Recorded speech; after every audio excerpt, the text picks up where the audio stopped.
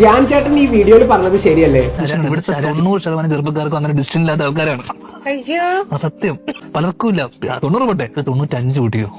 ഒരു പ്രായം കഴിയുന്നവരെ 20, 21, 22 വയസ്സ് വരെ പഠിക്കും. എന്തിനാ പഠിക്കുന്നത് അറിഞ്ഞൂടാ.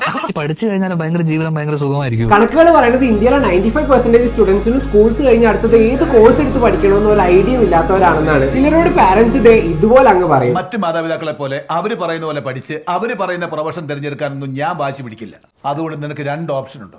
ഒന്നിലൊരു ഡോക്ടർ ആവാം, അല്ലെങ്കിൽ ഒരു എഞ്ചിനീയർ ആവാം. അങ്ങനെ അവരും പറയുന്നത് കേട്ട് ഒരു ഇൻട്രസ്റ്റ് ഇല്ലെങ്കിലും പാരന്റ്സിന് വേണ്ടി ആ കോഴ്സ് എടുത്ത് പഠിക്കും. ഇനി വേറെ കുറച്ച് പേരുണ്ട്, അവരുടെ ഗേൾ ഫ്രണ്ട്സോ ബോയ് ഫ്രണ്ട്സോ ഏത് കോഴ്സ് എടുത്ത് പഠിക്കുന്നു ആ കോഴ്സ് ചൂസ് ചെയ്യുന്നവര്. അതുപോലെ മറ്റു ചിലരുണ്ട്, ഏത് കോഴ്സിലാണോ അഡ്മിഷൻ കിട്ടുന്നത് അതെടുത്ത് പഠിക്കാൻ തീരുമാനിക്കുന്നവര്. ഇങ്ങനെ മറ്റുള്ളവരുടെ വാക്കും കേട്ട് ഏതെങ്കിലും ഒരു കോഴ്സ് എടുത്ത് പഠിച്ച അവസാനം ரொம்ப தூரம் ஓடிட்டேன், ஃபினிஷிங் லைன் கிட்ட வந்தாச்சு.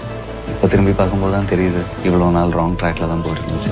അങ്ങനെ ഒരു റോങ് ട്രാക്കിലാണെന്ന് വളരെ വൈകി റിയലൈസ് ചെയ്യുന്നതിലും നല്ലത് നിങ്ങൾ തന്നെ റിസർച്ച് ചെയ്ത് നിങ്ങൾക്ക് ഇഷ്ടപ്പെട്ട ഫീൽഡ് സെലക്ട് ചെയ്ത് പഠിക്കുന്നതല്ലേ. +2 കഴിഞ്ഞ് നിങ്ങൾക്ക് ഏതൊക്കെ കോഴ്സുകൾ അവൈലബിൾ ആണെന്നും ആ കോഴ്സുകൾ എടുത്ത് പഠിച്ചാലുള്ള അതിന്റെ ഫ്യൂച്ചർ ബെനിഫിറ്റ്സും സ്കോപ്പും എങ്ങനെയൊക്കെയാണെന്ന് പോലുള്ള എല്ലാ ഡീറ്റെയിൽസും ചേർത്ത് ഒരു PDF നിങ്ങൾക്ക് വേണ്ടി സെറ്റ് ചെയ്തിട്ടുണ്ട്. ആ ഒരു PDF നിങ്ങൾക്ക് ഫ്രീ ആയി വേണമെങ്കിൽ എന്നെ ഫോളോ ചെയ്തിട്ട് ഈ വീഡിയോ 3 പേർക്ക് ഷെയർ ചെയ്തിട്ട് PDF കമന്റ് ചെയ്താൽ മതി. പേഴ്സണലി അയച്ചുതരാൻ. കൂടെ ബ്രോഡ്കാസ്റ്റ് ചാനലിൽ ലിങ്ക് കൊടുത്തിട്ടുണ്ട്.